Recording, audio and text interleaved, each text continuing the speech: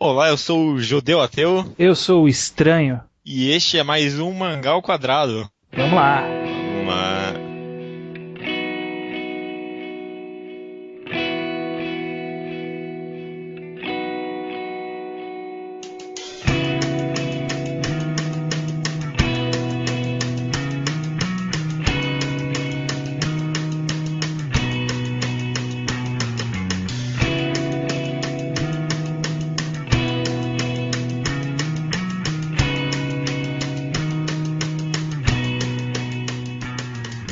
Antes de mais nada, Estranho, qual seria o meio de contato com o qual eu posso me comunicar com você? Comigo, você pode ligar no meu celular 011. Não, mentira. Com o Mangá ao Quadrado, você manda um e-mail para mangaaoquadrado@gmail.com. Mangá ao quadrado, tudo por extenso, não tem número, é o escrito, não tem espaço, não tem ponto, não tem underline, não tem nada. Mangá ao quadrado. Na dúvida, tá lá no post. Você não tá. A gente não tá nos anos 90 também, né? Você não vai dar espaço no e-mail. Não, e outra, você não vai nem digitar o e-mail. Hoje em dia você copia e cola sempre, né? Não tem essa, não tem erro. Começamos então novamente mais uma sessão sem nome aqui no Mangá ao Quadrado, né? No qual a gente pega um mangá qualquer e resolve analisar ele por completo. E novamente, né? Como sempre, por completo quer dizer com spoilers, né? Então, a obra, se você não escutou o episódio da semana passada, a obra que vamos analisar essa semana é Solanin, publicada aqui no Brasil pela LPM Editoras. Você acha aí na banca fácil. Compra e volta se você ainda não leu, né? Como sempre, é uma ordem, não escute podcast se você não leu Solanin. Exato, vai lá no post, olha o horário e pula para a leitura de e-mails, comentários da semana, o que você quiser, mas não ouça se você não leu. Vamos lá, começando então. Começando falando que o Taneda morre, né? Que é pra quem arriscou já sabe disso. Né? É verdade, você tá aqui, Taneda morre. Pô, muito bem observado. Como você acha interessante fazer essa divisão em duas partes, que nem foi feito em The Music of Mary? É meio esquisito, porque eu fiquei pensando aqui como fazer essa divisão, como começar o episódio. Eu fiquei meio em dúvida, né? O Solanin é um mangá tão fechado, né? Tão inteiro assim, eu não sei nem por onde começar, pra falar a verdade. Então, ele é tão fechado que o volume que eu tenho aqui da Viz, eu tinha comprado antes de sair pela LPM, e ele é um volume só, então eu não sei nem onde acaba o volume 1. Sério? Não, ele é um volume só, não tem divisão nenhuma, parece que é uma sequência completa de acontecimentos. Eu chuto que ele deve terminar com a morte do Taneda. Na exata página, né? Você vê pra realmente ver como é um mangá planejado, né? Solanin é um mangá planejado, porque não é à toa que o primeiro volume termina exatamente na morte do Taneda. O Inio Asano, né? Não tem nem o que falar, o cara manja. É um merchan rápido, caso você não conheça o autor, vai lá no Mangatologia, a gente tem um podcast sobre o autor, e lá a gente fala um pouquinho de Solanin, a gente fala sem spoiler, então a gente não se aprofunda muito na discussão, mas lá tem um básico sobre Solanin. Sim, e sobre as outras obras do autor que são fantásticas, eu recomendo muito esse podcast, foi muito divertido de fazer. Eu acho que o grande mérito do Inu é que ele é um cara extremamente detalhista, né, em todos os sentidos. Desde em termos de cenário, né, que todos os cenários dele são minuciosamente planejados e montados, como com o enredo, né? Ainda mais uma história fechada, como você mesmo ressaltou. Você vê que o detalhe, né? A preocupação com os pequenos detalhes do autor está sempre presente nessa obra. Sim. É que a gente até comentou nesse próprio podcast aí, né? Foi o Alemão que comentou que ele dá muita atenção a alguns detalhes que outros autores eles deixariam claro num quadro só, ou até daria uma página específica para aquele detalhe específico. Uhum. Mas o Inio Asano, ele deixa no fundo, assim, deixa transparecer. Você pode ler e nunca ter percebido e ter sido uma coisa realmente importante. Por ter essa quantidade de detalhes, dá pra se achar muitas pequenos simbolismos, né, em Solanin. Eu acho que, antes de tudo, o disclaimer de falar que, em análise de qualquer obra, se o simbolismo ou a análise que nós fizemos bater com o que estiver na obra, ele está correto. Maravilha, tá valendo. Não só o nosso, como de qualquer outra pessoa. Então, tudo que a gente vai falar aqui são percepções nossas que não necessariamente são o que o autor queria passar, mas é o que a gente absorveu. Não, eu concordo. Aliás, sobre simbolismo, bom que você já tocou, porque eu já quero citar aqui um dos momentos que eu acho mais interessantes do mangá, principalmente tocando nesse ponto de simbolismo. O primeiro sonho, né? Um sonho. É um sonho, o sonho do Taneda, né? O primeiro sonho dele. O primeiro sonho dele lá, ele tá falando que ele tá um labirinto sem saída. E, vou até citar aqui: o fardo que carrego nas costas fica mais pesado a cada passo que dou, e as minhas forças estão no limite. Aí no primeiro quadro aqui, aparece ele carregando só o corpo de uma guitarra na mão, né? Aí depois aparece o pai do Billy carregando as duas pescoços, né, da guitarra, simbolizando as duas respostas que ele tem na vida. Mas se você prestar atenção, mais tarde a guitarra some das costas dele, e quem fica nas costas dele é o coelho branco, né? Exatamente. Que era quem? A própria Meiko, né? Então, ela carrega esse coelho como um chaveiro, e a gente vê em muitos momentos ser retratada como a própria Meiko, né? Esse coelho branco. Enquanto o Taneda é aquele coelho mais escurinho, né? O achurado. Isso, exatamente. E aí significa realmente que o Taneda, ele vê na música uma espécie de resposta sem resposta, né, para os problemas dele, ao mesmo tempo que ele vê a própria Meiko como um peso que a cada passo que ele dá fica mais pesado. Essa é pra mim, umas partes mais fantásticas assim do mangá. E você vê que nem o Azan não dá tanta atenção assim. Mas é cheio de detalhe mesmo, como você falou. Os coelhos, eles são um caso muito especial, porque eles são recorrentes durante a obra toda. Eles têm papéis muito curiosos, que assim, nem sempre eu consegui fazer uma relação lógica entre eles. Mas, por exemplo, desde o começo do mangá, logo no começo, a Meiko começa falando que há um demônio rondando Tóquio. Que ela sente que tem um demônio rondando Tóquio. Provavelmente ela tá falando sobre o tédio, sobre a atitude das pessoas e tal. Mas um momento mais pra frente do mangá, ela fala sobre um demônio que sussurra pra ela, né? Pra ela buscar a liberdade, né? E no quadro que ela tá falando isso, quem representa o demônio é o coelho achurado. Exatamente. Eu lembro, eu anotei também essa cena aqui que eu achei novamente fantástico, né? Então, é que você falou, né? Dá uma. Só essa cena aí dá uma abertura pra tantas várias análises, né? Só essa cena específica já dá abertura para várias análises, sendo o próprio o Taneda, sendo o demônio que tá tentando empurrar ela por essa vida de liberdade e tal, né? Sei lá, a morte, talvez. Eu acho fantástico. Dá pra você pensar bastante. E esse mesmo coelho é o que aparece na mão do Taneda segundos antes de ele acelerar a moto em direção à morte. Exatamente. Perguntando pra ele se ele tá feliz. É o coelho que tá perguntando ali, não é o próprio Taneda. É o próprio Taneda se perguntando, mas é o coelho interagindo com ele naquela pergunta. Você tá mesmo feliz? Aliás, essa é uma cena muito interessante, né? O Azan deixou várias interpretações abertas pra essa cena. Você acha... Eu já escutei muita gente falando que o Taneda acelerou de propósito pra atravessar o sinal. O que você acha desse tipo de análise? Então, eu tinha guardado isso pro final, mas já que você trouxe pra cá, vou usar. É aquela grande pergunta, né? Taneda se suicidou ou Taneda morreu por acidente porque ele estava muito ansioso para voltar para casa, que é como o que os próprios personagens acreditam que é, né? Que ele estava tão ansioso para voltar para casa que ele acabou se envolvendo no acidente. Taneda se matou. Você tem essa certeza assim, absoluta? Sim, porque se você analisar CSI agora. Se você analisar o quadro, a gente vê uma visão de cima dele caído no chão. Há marcas de derrapagem da moto apenas. O carro que está, entre aspas, envolvido no acidente nunca chegou nem perto de onde passou a moto do Taneda. O Taneda deu de cara no poste, e na gradezinha no poste, sozinho. Possivelmente se assustou com o carro que estava vindo, mas nada dá a entender isso. O que dá a entender é que ele bateu sozinho, não foi atropelado. Se ele bateu no poste sozinho, o cara tem que estar muito, mas muito distraído, né? Não.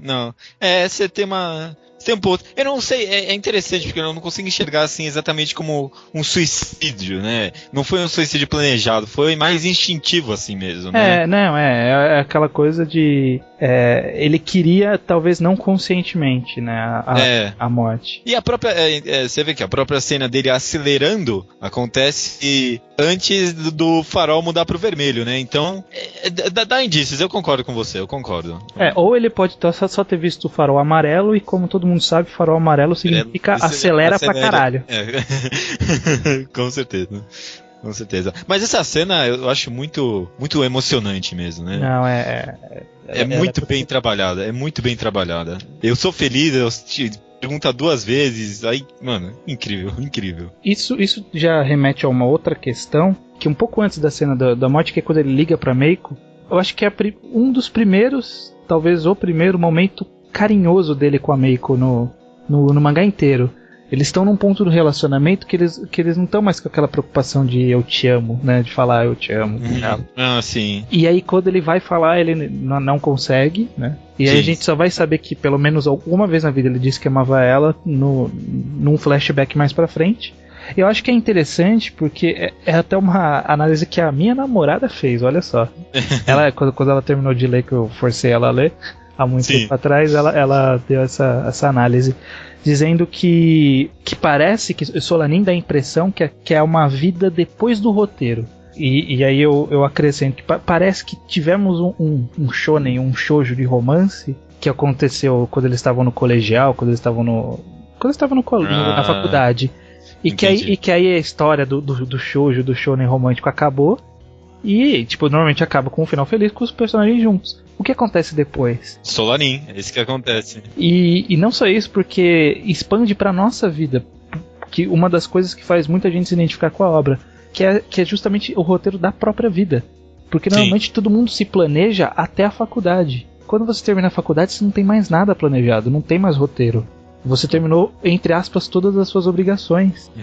Concordo. Aquele momento que você sai pra vida e repara que você não tem nada especial. Você não tem nada que diferencie você do resto da sociedade. Eu concordo com você. Que esse é o ponto... Fica até claro, né? Esse é o ponto de identificação do Solanin. E é engraçado que é algo que até é pouco trabalhado, né? É um assunto assim tão vago nas obras. Porque eu acho que, e isso é algo que eu respeito muito em Solanin, o autor consegue atacar esse tipo de assunto sem cair em niilismo, por exemplo. Sim. Em nenhum momento você vê os personagens preocupados com o futuro, com esse tipo de coisa, mas você não vê eles pensando, pra que vale a minha vida? Não sei o que. Mesmo com o próprio suicídio do Taneda, você não tem nenhum momento em que eles questionam a própria existência deles. E é um ponto que muitos senins em geral acabam falhando, e que é algo que eu respeito muito em Solanin. Acho que nem adianta estender muito naquelas discussões sobre liberdade sem propósito ser algo tedioso, como a gente fala. Porque esse é o básico de que todo mundo que lê analisa, né? Sim, eu concordo. Concordo.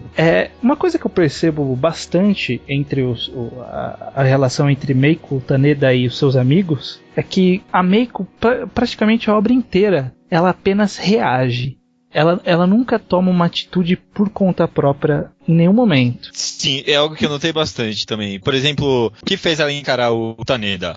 A amiga dela, a namorada do gordinho, como é que é o nome dela? Ai. Ela é sempre como se fosse o controle dela. As próprias questões, isso é deixado claramente, por exemplo, quando ela vai lá pro Billy perguntar pra ele o que ele acha sobre a vida, né? Como se alguém tivesse resposta pras coisas dela. Inclusive, por exemplo, quando ela vai largar o trabalho, ela não larga como vontade própria, ela larga só quando o Taneda fala, larga o trabalho. E nem a decisão que ela pensou que tomou, que foi a de tocar na banda, aquilo foi uma reação ao pai do Taneda. O pai do Taneda falou pra ela, prova que o Taneda existiu. E essa foi a forma que ela encontrou. Foi reação ao pedido do pai. É engraçado, acho que você teve numa análise mais aprofundada, assim, você acabou tendo a mesma reação que eu sobre a Meiko, né? Porque eu acho que numa primeira leitura, ela é super identificável, ela é bonitinha, você gosta dela, tem umas atitudes carinhosas, assim. Você nunca pensa negativamente dela, mas acho que numa análise mais aprofundada, ela é super mesquinha, mimada. Não é uma personagem boa, assim. Por exemplo, esse próprio negócio dela encarar o Taneda, pedir pra ele continuar com a banda, na primeira leitura eu achava super interessante, né? Ela tentando tomar um rumo interessante na vida. Mas acho que numa análise mais aprofundada, é muito ela projetando os problemas dela em cima do Taneda, né? E isso acabou encadeando uma série de problemas pra todo mundo que vivia ali, né? Porque o Taneda, ele caiu, né, no papo. E ele investiu muito mais do que a Meiko investiu, né, no sonho dela, porque a Meiko não tinha sonho no final das contas, né? Não. E é engraçado, porque ela pediu pra ele investir, mas quando ele foi desistir do trabalho pra investir na banda, ela ficou putaça também. Aí só quando, de novo, ela viu que a banda podia ter um futuro, que ela voltou a acreditar no sonho dele. Mas ela cresce muito ao longo da obra, né? Sim. É incrível isso. 2 volumes e ela cresce de uma forma espetacular. A própria cena que eles estão no lago, por exemplo, acho que foi a partir dali que ela começou a ter um desenvolvimento, assim, como personagem mesmo. Que o Taneda joga exatamente isso na cara dela, que ela tava projetando os problemas dela em cima dele. A partir daquele momento que ela realmente começa a crescer, né? E isso que você comentou, você tinha comentado sobre a AI, né, ser a base, sustentação da Meiko, né, Sim. em muitos assuntos. É até engraçado porque na obra inteira, tanto a Meiko como o Taneda, quando ele tá vivo, a gente vê muito ele só recebendo o discurso das pessoas, sabe? Tipo, todo mundo quer dar pitaco na vida dele. É incrível. A mãe aparece e dá um mó pitaco na vida do Taneda, as amigas, todo mundo quer comentar sobre a vida deles. Todo mundo, é engraçado isso. Mas entre os amigos é até interessante porque você vê que eles têm uma confiança enorme. Tanto que todo mundo resolveu apoiar o Taneda na hora que o Taneda falou que ele queria fazer a banda, né? Queria levar a banda pra frente. A gente vê tipo uma amizade quase toda construída, sei lá, na pequena cena da praia. Dos fogos, né? Não, essa cena é incrível. Que aliás, essa cena desencadeia uma coisa, um outro simbolismo legal, né? Que nessa cena é quando o Taneda ele tá no auge da esperança dele, né? Que ele tá confiante de que, vamos levar a banda, vou levar pra frente, agora eu vou mandar, tô me dedicando e tal. E é naquela hora que ele pega aquele paraquedas, né? Que cai na praia. E ele carrega, tipo, ele tenta pegar aquilo com todas as forças, né? Ele dá um mergulho digno de Capitão Tsubasa, assim, dá um mergulho e pega o paraquedas. E é interessante que ele abandona esse paraquedas, sei lá, como um simbolismo para o abandono da esperança, depois dele conversar com o cara da gravadora. Olha, eu não parei pra pensar nesse sentido, não. Agora que você falou que me ocorreu, realmente. Que ele entra no banheiro, aí ele vê o cara que ele admirava, né? A banda dele do passado era o que incentivou o Taneda a seguir a música. Ele mesmo fala, tanto no flashback quanto pro próprio Saeki. E como ele vê o que o Saeki virou, né? Qual que era o possível destino dele tentando seguir a carreira de músico, ele perdeu a esperança ali. Aí ele tirou do bolso o paraquedas e jogou pela janela. Não, eu concordo. Fantástica essa análise, viu? Eu não tinha parado pra pensar nisso, não. Um ponto que eu queria tocar aqui, por exemplo, eu escutei muita gente falando que na segunda parte, depois da morte do Taneda, o tema de crescimento e amadurecimento como pessoa é deixado de lado para desenvolver um tema de superação de problemas na vida, né? E, pessoalmente, eu acho essa visão um pouco precipitada, um pouco errada sobre a obra, né? Porque, por exemplo, a Meiko tá cantando lá o final da música e tá falando que tá terminando. Não é tá terminando a música, não é o Taneda, alguma coisa assim. Tá terminando a minha juventude, tá terminando. Agora depois que terminar essa música, vou ter que meter a cara e fazer alguma coisa dessa vida. O tema do amadurecimento dos personagens não é abandonado na segunda parte. Tem muita gente que tem essa visão e eu discordo. Eu acho que só o fato da Meiko resolver tocar e fazer o show, né, até o fim, é o maior crescimento dela na obra toda. O começo não foi nem tanto crescimento, foi mais justamente isso, né? Mostrar quão não amadurecidos eles estavam. E ela cresceu justamente após isso. Eu acho que um tema recorrente em Solanin inteiro Na verdade, Solanin inteiro ele é bastante melancólico, né? Sim. Ele é bastante triste. E eu gosto como o detalhismo do Asano, ele consegue transmitir a tristeza sem cenas melodramáticas e sem exageros, né? Ele não precisa mostrar a tristeza, não precisa mostrar a pessoa chorando. Desde, sei lá, o velhinho que vai colocar a carta no correio todo dia pra mulher dele que morreu, até na Meiko pós a morte do Taneda, quando ela tá trabalhando na floricultura, por exemplo, até o fato de não mostrar funeral, por exemplo. É aquilo que a própria Meiko fala, que quando ela entrava no quarto, ela já tinha a sensação de como era o clima de manhã, só de dar uma olhada assim pro quarto e saber como o Taneda tava. Eu acho que é essa mesma sensação que a gente tem quando a gente lê Solanin. Só de dar uma olhada no ambiente, não sei como o autor faz isso, sei lá, sobreposição de luzes, alguma merda assim, você tem uma sensação de qual é o clima daquele momento, o objetivo do autor em contar aquela história. Sobre o funeral, fantástico, né? Fantástico. O autor ter a coragem de não puxar, como você mesmo falou, o melodrama, né?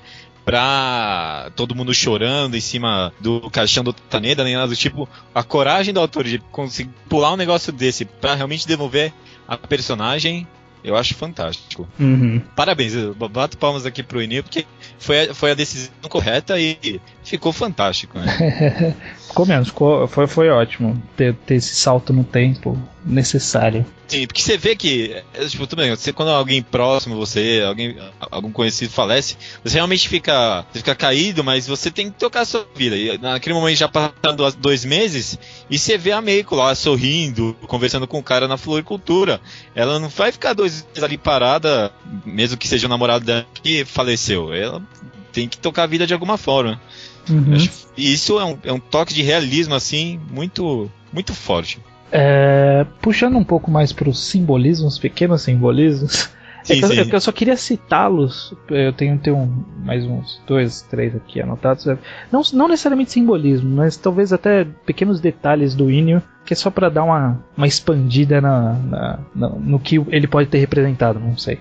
Sim. Por exemplo, sempre que ele trata sobre a morte de alguma forma, seja as pessoas pensando na morte naquele momento ou falando sobre morte naquele momento, ele sempre mostra um avião no céu. Depois, quando alguém for reler aí, presta atenção, toda vez que ele mostra um avião passando no céu, ele sempre está falando de morte, de alguma forma. Inclusive naquela cena que tem os 2 coelhinhos, que eles estão conversando como se fosse a Meiko e o Taneda, sabe? Numa balança na lua. Ele fala alguma coisa sobre não quero que você fique triste aqui na Via Láctea, alguma coisa assim. E aí mostra como se fosse a Via Láctea com o mesmo traço de um avião, assim, atravessando. Que é aquele raso de nuvem, assim. É engraçado isso. Olha só, é mesmo. Interessante. Caramba, esse é um detalhe do caceta que você pegou, hein? Puta que pariu. Não, parabéns. Nossa, nunca... Quando você lê procurando é fácil de achar. A gente até chegou a comentar no podcast, mas nem demos tanta importância. É a cena que o Billy tira o curativo da bochecha da Meiko, né? Isso. Nossa, o que representa essa cena? Incrível. Eu lembro que o alemão, quando falou sobre isso no podcast, minha cabeça explodiu. Eu não falei nada, mas eu tava pasmo, assim, porque essa cena representa tudo que o Billy é durante o mangá inteiro e principalmente durante a segunda parte, que é esse meio que, entre aspas, apoio pra Meiko, né? Ele é um cara legal. Ele é o cara legal do grupo mesmo. E representa muito não só pro Billy, mas representa pra Meiko, porque é legal esse fechamento de ciclo. Porque quando ela machuca a bochecha destruindo a televisão, porque ela ficou nervosa de ver na televisão a menina, a idol lá, que era pra quem eles tentaram contratar o Taneda. E quando ele tira o curativo, logo quando ele vê o Saeki novamente, o produtor, mostrando que ele mudou por causa do Taneda. Parece que, tipo, fechou o ciclo desse caso da idol com a produtora, né? Com o produtor. Que na hora que o produtor reapareceu, dando esperança, né, pra eles, né? Porque fala, pô, vocês vão tocar, eu vou ficar de olho em vocês agora. Eu mudei bastante desde aquela conversa e tal.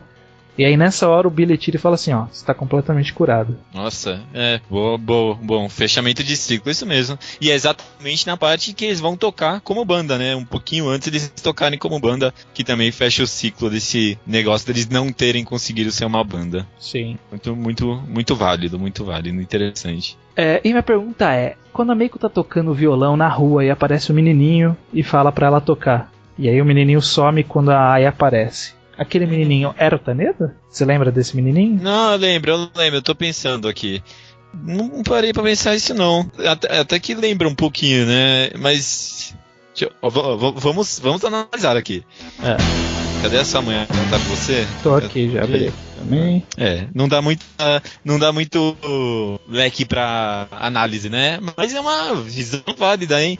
O menino some, né? O menino some. E ainda mais quando chegar aí e falar que não viu ninguém nem indo embora, nem nada. Realmente. Fica no ar, né? Fica no ar. Você que está ouvindo e sabe essa resposta, mande para mangaoquadrado@gmail.com. É verdade, né? Novamente, do último que já fizemos o podcast, várias respostas interessantes. Mande também essa análise sobre Solanin, algum ponto que a gente não tocou, porque dessa vez realmente estou interessado. Não que não tenho interesse nas outras vezes, mas... mas esse tem tantas formas de olhar a obra que a gente quer ver outros pontos de vista. Com certeza, concordo. Beleza.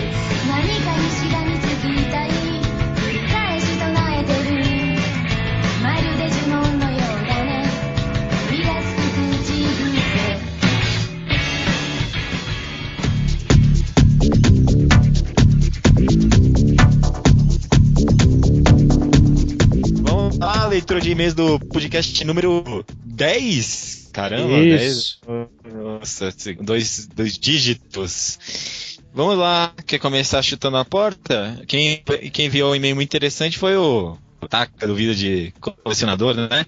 Isso. Ele que se diz, tá cursando o que mesmo? Até esqueci. Ele tá cursando o último semestre do curso de tradutor e intérprete. Olha só. É alguém de cacife pro assunto que a gente tratou no podcast anterior, que foi sobre adaptações, sobre utilizações e traduções de mangá de uma forma geral. Primeiro ele puxa o assunto sobre ser tradutor de mangá, né? Ele fala assim: vejo que ser tradutor de mangá no Brasil é sofrer, pois geralmente quando você traduz livros ou textos técnicos, você não tem contato com o leitor final. Já mangá, o tradutor é perseguido e criticado pelos leitores finais, que muitas vezes não entendem todo o processo de tradução. E aí é até legal que ele puxa um ponto que foi algo bastante comentado na época que saiu, né? Que a gente até comentou no podcast. Sim. Que é sobre o caso de Fairy Tail com a referência a Cavaleiros do Zodíaco. Ele comentou que era uma forma que o tradutor, né, que foi o Guilherme Briggs, achou de inserir uma piada lá no meio. Porque vai ver, reparou que ia se perder piadas, né, do japonês, então resolveu inserir uma piada do contexto nosso. Ele fala que isso é uma prática comum da tradução chamada de compensação. Quando você não vai perder alguma piada, você acrescenta alguma outra para suprir essa piada perdida. Uma análise interessante, eu nunca parei para pensar com esse ponto de vista, não. Eu prefiro perder a piada. Eu ainda acho a piada ruim. Eu concordo com a compensação, mas eu acho a piada ruim. Pois é. Se bem que eu não imagino que as piadas japonesas de Fairy Tail sejam de alta sofisticação também, né? Mas tudo bem. Ele termina falando assim que o judeu foi feliz quando comentou que a adaptação tem que ser imperceptível pro leitor final, porque temos que ter em mente que traduzir mangá é traduzir uma língua e uma cultura totalmente diferente da nossa, que em determinados momentos terá problemas que só serão resolvidos com glossário, nota de rodapé ou adaptações. O ideal é fazer isso sem que o leitor perceba. E aí ele termina com uma frase que eu achei que é essencial, que resume bastante a discussão. O tradutor tem que traduzir a mensagem, não a palavra. Com certeza. A gente teve muito comentário, aliás, falando que... discordando do nosso ponto de vista sobre, por exemplo, honoríficos e tudo mais. Você não, mas eu acho que eu fui um pouco imparcial, né? Eu fui ferrenho. Eu fui ferrenho e acho que não foi uma atitude muito justa da nossa parte, né? A gente não te generalizou, mas é muito relativo a tradução no final das contas. Tem casos, por exemplo, que talvez realmente seja necessário o uso de honorífico. Eu não conheço nenhum específico, mesmo porque eu não sou tradutor. Mas eu imagino que tenha casos. Sabe um caso que eu pensei? Você até acho que você vai lembrar.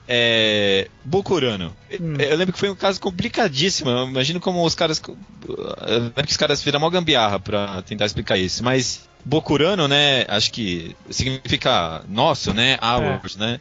Só que no japonês, durante o mangá inteiro, eles usavam um tipo de pronome, né? Isso, né? Pronome de tratamento. Mas depois de uma parte específica, eles passaram a usar outro tipo de pronome. Então, e foi numa parte muito importante no desenvolver da história lá. Aí deu toda essa importância pro pronome. Mas é aquela questão, né? Era uma questão que era intrínseca do japonês. Não ia ter nota de rodapé que ia resolver sozinha. A gente ia continuar perdendo aquilo, né? Então, a gente ia perder de qualquer jeito aquela referência. O Leonardo Souza, 16 anos, do Rio Grande do Sul, ele falou sobre honoríficos. Ele fala que ele acha que podem ser necessários de vez em quando, que ele já viu algumas vezes serem usados para a história da obra, com personagens tendo reações, por exemplo, com o excesso ou a falta de honoríficos quando algum personagem se refere a outro, né? E isso influencia na trama de certa forma. Concordo em partes, mas entendo o ponto de vista dele. Eu também. No final, acho que eu acabo ficando com o meu ponto de vista mesmo. Acho que quase tudo é adaptável de uma certa forma ou outra. Uma coisa que foi bastante recorrente nos e-mails foi pessoas discutindo sobre o glossário, né, a utilização de glossário ou nota de rodapé, esse tipo de coisa.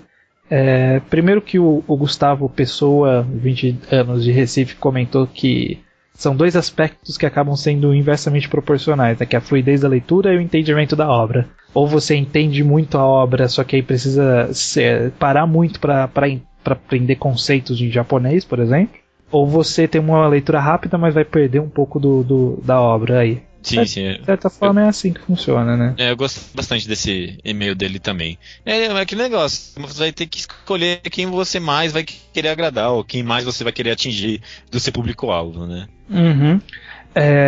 O Rodrigo, de 17 anos, de São Paulo, ele fala o seguinte sobre o glossário.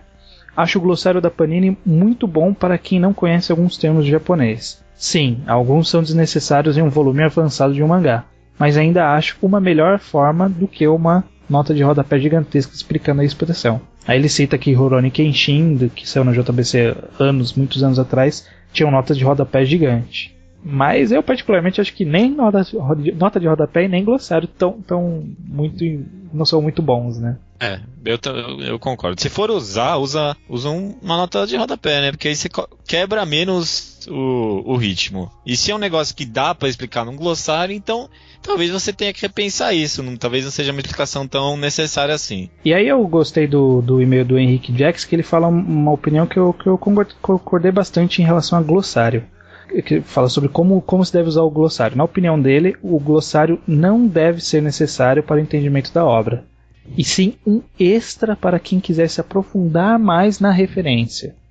Ele cita um caso do Zone 00, não sei como pronuncia o nome do mangá, que é uma publicação da Panini, que os personagens eles têm nomes de criaturas da mitologia japonesa, folclore japonês. E que isso não é traduzível, né, de certa forma. Sim. Só que ficar colocando uma nota de rodapé para cada personagem que aparece é besteira. Então é interessante o glossário nesses casos, eu concordo. Eu acho que o glossário ele não devia ter tradução.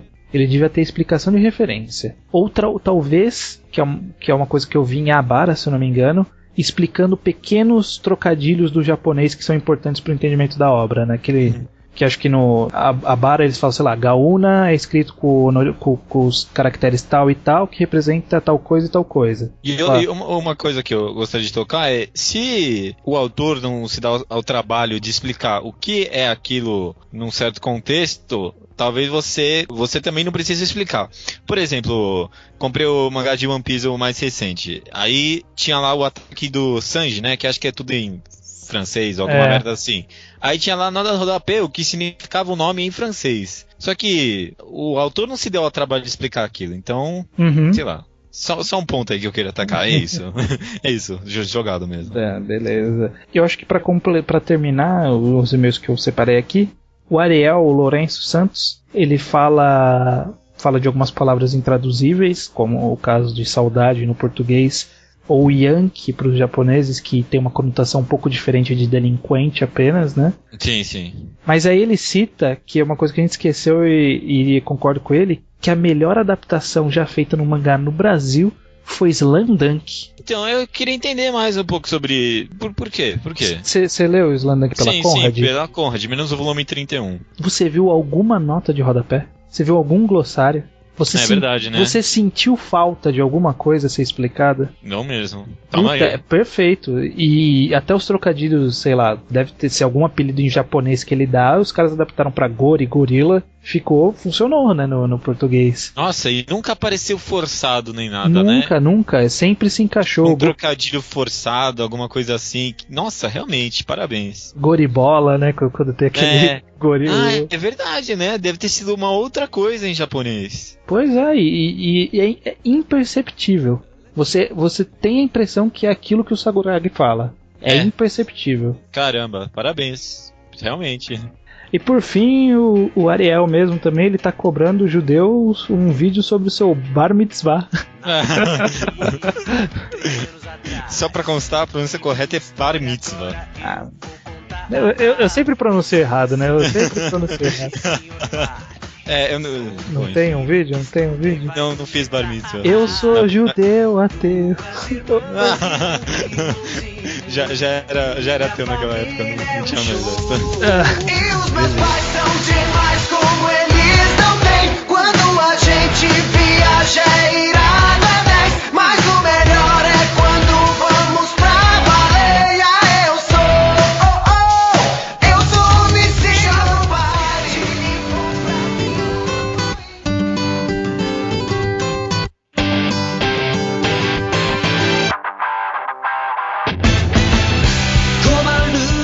One Piece 682, o mentor, né? O Mastermind.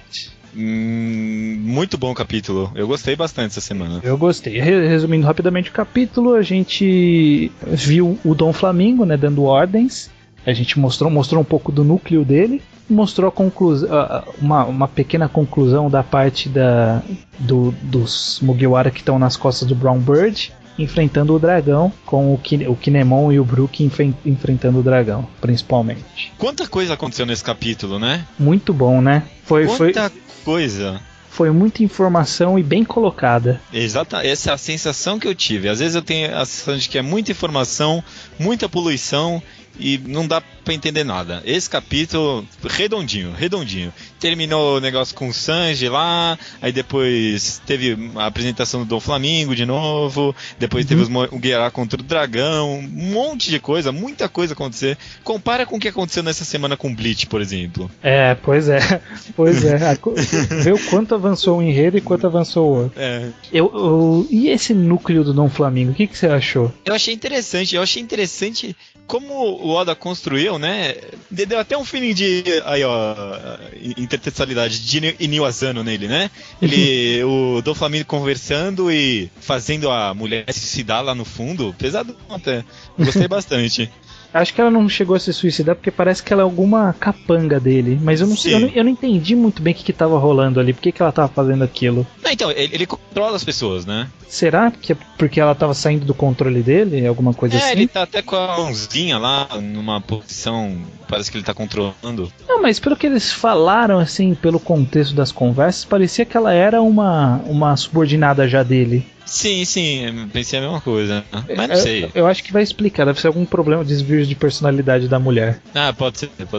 Mas ela toma um tiro e permanece em pé, né? Você vê que ela... Badass. Tô gostando. Os personagens apresentados foram muito interessantes. Aliás, só a página dupla do Dom Flamingo me deu um impacto bom ali, hein? Dele sentado e me impôs respeito, aquele magrelinho, muita pompa ali. Chance de ser, talvez, um dos melhores vilões aí de One Piece, com certeza. E essa apresentação dele me deu um feeling de Crocodile, que a gente tá entrando numa Alabasta 2. Aliás, vamos comentar isso, porque a gente cortou isso num podcast, né, mas... Verdade. A gente tá com essa teoria, né, essa sensação de que essa saga agora é tipo um Alabasta 2, né. Que, por exemplo, o samurai que é apresentado agora teria o mesmo desenvolvimento que a Vivi teve, né? Vai entrar no bando de alguma forma e mais tarde, no final do arco, vai sair, né? E durante esse desenvolvimento dele, vai entrar em várias outras ilhas. Vai ser um Mugiwara de honra. Exatamente. Uma coisa que eu gostei nesse capítulo foi o Brook. O Brook ele tava muito bom nesse capítulo. Finalmente ele tava engraçado. Eu nunca gosto dele, quase nunca, mas eu concordo, viu? Mesma sensação eu tive, ornando bem com o samurai novamente, né? Eu concordo. Normalmente é um personagem que eu não gosto e foi muito bem. Uma página, só um comentário rápido, eu gostei muito de uma página específica, nem foi uma página inteira, mas o Barba Marrom, todos os Mugiwara em cima dele, e aí o dragão lá no fundo pegando fogo. Uma página de perspectiva, assim, que o Oda não fazia uma página boa que eu gostasse assim faz tempo. Sabe uma coisa que me deixou meio chateado, né, depois desse time skip, que eu não sei se eu já manifestei, mas eu vou falar e qualquer coisa eu tiro na edição? Eu acho que é a mesma coisa que eu, mas manda bala. É o Usopp. Exatamente, muito bem, exatamente o que eu ia falar. Muita pena o que aconteceu com o Usopp, viu? Muito triste mesmo. Assim, eu gosto dele estar bombadinho, acho ótima ideia. Mas os ataques dele estão muito sem personalidade. Muito sem graça. Estão muito sem graça. Ele era o cara que tinha 1001 truques. Agora ele tem planta. Não faz nada. Nada é pensado, né? Que nem aquela luta que ele teve contra o Luffy. Super interessante, uma das lutas mais legais mesmo do mangá. Pois é. E agora, como seria uma luta dos dois? Planta e... poderes. Planta. Não ia ter truques, né? Nada. Ele era o cara que tinha um monte de coisa, que era o cara que podia fazer qualquer coisa. Fazia parte da personalidade dele utilizar de qualquer coisa, de artifícios aleatórios. Exatamente. E agora ele só virou um cara, um Kurama com estilingue.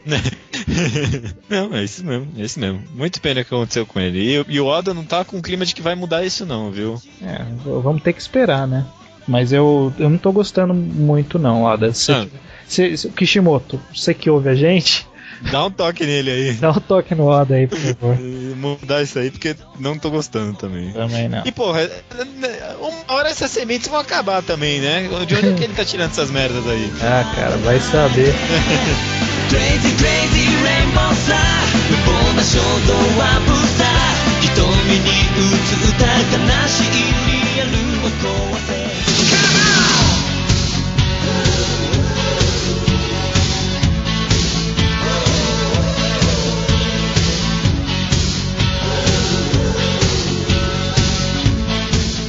Naruto, né? Naruto, capítulo 602. Estou vivo. Só pra constar, vamos começando aqui. É o Madara, né? Você ficou meio duvidoso da minha teoria no episódio passado. Achou que será que é, não sei o quê. E é mesmo, só queria falar isso. Na minha cara, né? Mas eu vou te falar que aí depois que ele apareceu, nesse capítulo e falou que era ele, eu falei assim, poxa, mas não tinha algum lugar falando que ele morreu? Aí eu fui no lugar onde todo mundo vai quando tem alguma dúvida de Naruto, que é na Wikipédia de Naruto. Claro. E lá, assim, fala que ele achavam que ele morreu, mas sei lá, nunca viram um cadáver dele, por exemplo. Sabe que ele perdeu a luta pro Hashirama, né? Assim que fala. Sabe só disso, daí conclui que ele morreu, né? Acho que tecnicamente falando, nunca se falou que ele morreu mesmo no mangá, né? Pois é, então o fato dele estar vivo até que faz sentido, porque não foi desmentido pela obra. Tudo bem. Eu não sei, de novo, né? Eu não quero. Esse momento que eu quero ainda menos ser tão imediatista do que quando foi anunciado que era o Obito, porque tem muito desenvolvimento agora pela frente. Né, ele só nesse capítulo ele plantou uma semente pro futuro, né? É muito. Ia ser talvez imediatista demais, ainda mais do que naquele episódio. Mas eu só quero lançar que eu não gostei desse capítulo. Teve muito comic relief quando não precisava. Eu achei que ele foi longo demais para pouca coisa ter falado, de ter explicado, porque ele não precisava ter feito o discursinho pro Toby, pro Obito, no caso. Porque a gente já sabe esse discurso, ele já vem sendo repetido há tempos. Isso de o mundo seria feliz se não tivesse um vencedor e um perdedor. Sabe? Não precisava de um discurso tão longo. Concordo, talvez até seja algo que faça sentido no volume fechado, e eu tô falando isso, mas numa publicação semanal ficou chato. Ficou um pouco chato. Uma coisa que me levantou uma curiosidade, né? Porque se o Madara tivesse morrido na luta contra o primeiro Hokage lá, o Hashirama, eu entenderia o fato do Edo Tensei, que é a técnica de reviver os mortos, reviver a pessoa na idade que ela estava quando morreu. Mas eu acho que não é isso pelo jeito, né? Porque ele tava velho, foi revivido jovem? Será que você escolhe a idade que a pessoa vai reviver? Ficou meio no ar isso, né? É verdade, né? Bom ponto, viu? Bom ponto. E mesmo que você escolha a idade, ele já sabe de tudo que ele sabia depois daquela idade, porque tem muitos casos que o Madara citou um plano dele quando ele foi revivido lá no Edo Tensei. Falando, tá rolando um plano. Você tá sabendo do plano? Pro Kabuto ele fala. Então já tinha sido plantado que o Madara estava envolvido no plano. Só que revivido na idade que ele tava ficou meio estranho, não sei. Você levantou um bom ponto, né? Porque se fosse pra escolher a idade que fosse reviver, algumas ressuscitações lá não fariam sentido. Que nem teve aquela velha que controla os bonecos lá. Uhum. Que ela foi revivida velha, então. Podia ressuscitar ela no auge da força dela. E agora, indelicadeza por parte do Kishimoto é a parte que o Toby fala assim: o que você quer. O Obito fala: o que você quer que eu faça pra você? E o Madara olha pra baixo. E ainda completa com o cara falando, né? Em inglês estava assim, né? Take care of your lower region. Você quer que eu cuide das suas partes baixas? Que é isso, Kishimoto? Exatamente. Tem criança lendo, né?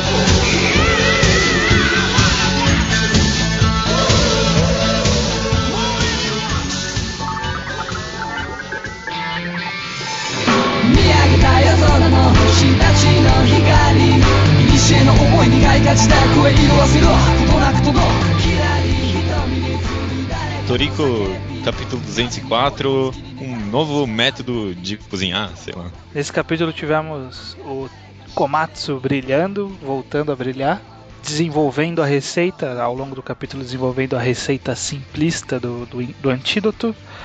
E no final um exército de cozinheiros vai preparar o doce, enquanto os outros guerreiros têm que derrotar o monstro, né? Eu vou falar a verdade, esse capítulo, como eu gostei bastante dele. Eu até imagino que ler essa sequência de capítulos do volume fechado deve ser muito proveitoso, bem mais do que semanal, porque o capítulo passado com esse deve formar uma sequência muito boa, muito boa. Eu gostei dele muito nesse capítulo, muito mesmo. Komatsu sempre muito bem explorado. Eu até acho legal, eu tava percebendo nesse capítulo, alguém comentou, nossa, tipo, tão pequenininho, tá nas mãos dele o poder, né, de decidir o futuro, né. E é até interessante, porque é justamente o contrário dos outros personagens do mangá, né? Todo mundo fodão, né? E não tá dando conta do recado. Não só isso, todo mundo forte, enquanto o Komatsu ele é justamente o cara magrinho, né? Baixinho, franzino. Sim, entendi. Todo mundo no mundo de Toriko é estiloso, menos o Komatsu. O Komatsu não tem nada, ele é simplista total. Sem graça, né? Parece até uns personagens secundários, assim, né? E isso é uma coisa muito interessante, que tem justamente nessa cara de figurante. Quando eu comecei a ler, eu achei que ele era só tipo um personagem pra apresentar o introdutório. Toriko. Exatamente. É engraçado mesmo, né? Porque o Shimabukuro tem esse negócio de fazer os personagens super exagerados, assim, né? Que a gente comentou do chefe do veneno, né? No capítulo passado, super style, né? Não fez porra nenhuma. Pois é. Mas é estiloso.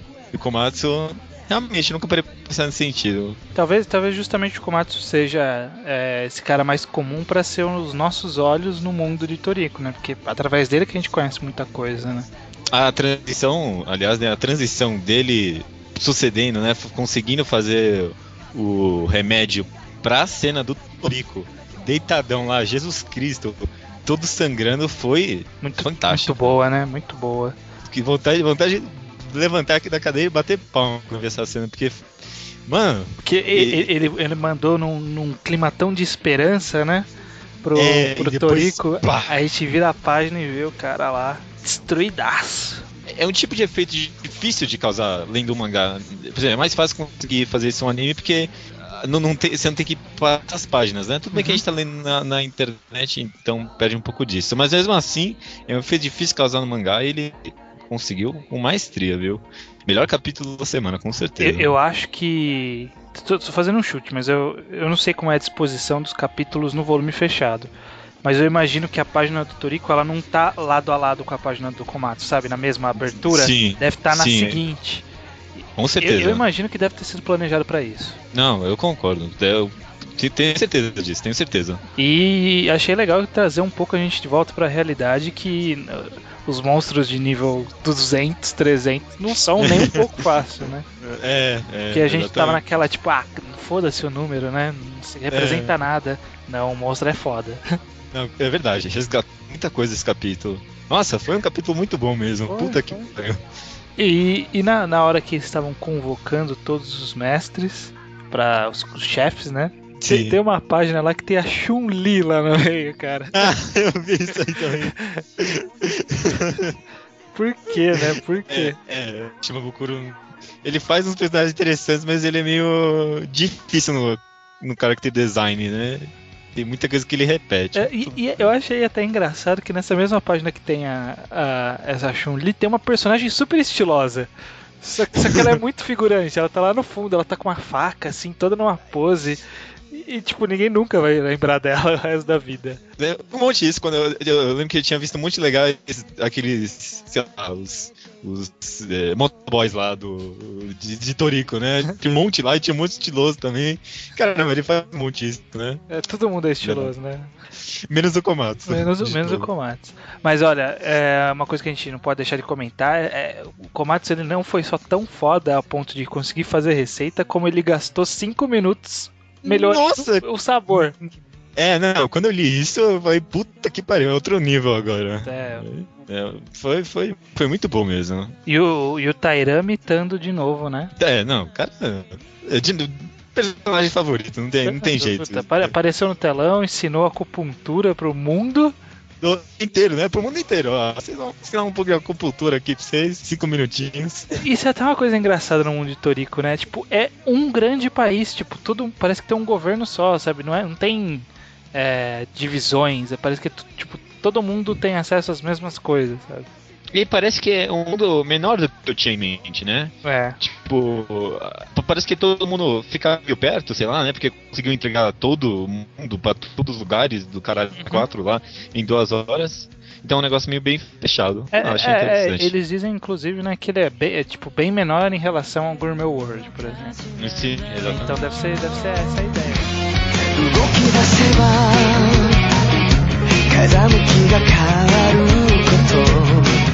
教えてくれてるの When I get to the bottom I go back to the top of the slide Where I stop and I turn and I go for a ride Till I get to the bottom and I see you again. Recomendação da semana será por minha conta, o Judeu Ateu. E a obra que eu vou recomendar é uma chamada Helter Skelter. Você procurar só isso no Google, provavelmente vai achar ou um tipo de dragão ou a música dos Beatles. When I get to the bottom, I go back to the... Não é nem os dois, é um mangá Josei. Eu queria recomendar essa obra porque, apesar de eu não ler tanto, tem muita coisa de altíssima qualidade que é Josei. Josei, só jogando pra de repente, caso alguém não saiba, é a demografia de mulheres adultas, né? Shoujo é de mulheres adolescentes e Josei é a contraparte adulta. É como se fosse um seinen pra quem conhece, só que pra mulheres adultas, né? E tem muita coisa de qualidade. Só lançando uma sinopse rápida aqui, conta a vida de uma garota chamada Hiriko. Não tenho a mínima ideia se estou pronunciando certo ou não. É uma garota que aparentemente era feia no passado, fez um monte de cirurgia plástica e hoje em dia é uma modelo super bem sucedida, famosa, cantora e toda essa cacetada. Só que o corpo dela já não tá mais conseguindo aguentar todos os pesos de todas as cirurgias que ela fez e tá começando a quase se decompor assim, o corpo dela. E ela mesmo, não só como um corpo, mas em mente também, está se decompondo como pessoa. No mangá, daí se você for ver, tem a tag Psychological, né? E não poderia ser mais bem colocada. Uma obra que explora assim de forma excelente psicológico de personagens. A recomendação é mais válida mesmo por esses dois aspectos. Por ser uma obra que, para o psicológico, se você quer dar um passo além, provavelmente se interessa por isso. E por ser um josei. Eu nunca li nenhum shoujo e sempre tive muito preconceito com josei, né? Até excluía nas pesquisas do Mangá Update. Mas tem muita coisa de qualidade. Se você procurar, você vai encontrar muita coisa boa mesmo, viu? O josei pode confiar. Eu li Helter Skelter. Ah, é? Li. E achei uma obra meio difícil, né? Ela não é uma obra fácil de leitura. Não é uma obra fácil, eu concordo. A arte é difícil de se pegar. Apesar de que esse próprio critério dela de ser meio feinha acaba contribuindo para os recursos que o autor quer causar a autora, né? Quer causar. Mas, então, eu gostei. Ao fim eu gostei da obra, mas foi bastante difícil se partir do começo da obra. O começo ele é meio difícil você entrar no mundo, né, de Helter Skelter, principalmente por causa do traço. O traço é uma barreira bem complicada, porque ele não é nem um pouco parecido com nada que eu li, assim. Ele é bem diferente. Nem parece mangá, talvez. Não, nem parece mangá. O traço não é de mangá. Do mangá clássico, no caso. Com certeza. A própria leitura é muito.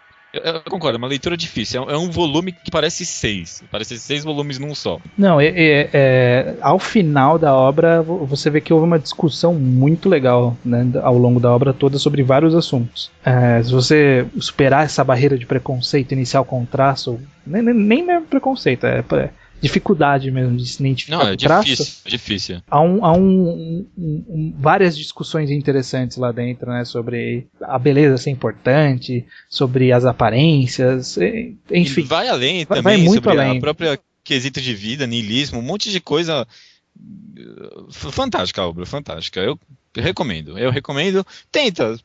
Vai que, né? Tá certo, concordo. É isso aí. A recomendação da semana foi Helter Skelter. Maravilha. Até semana que vem.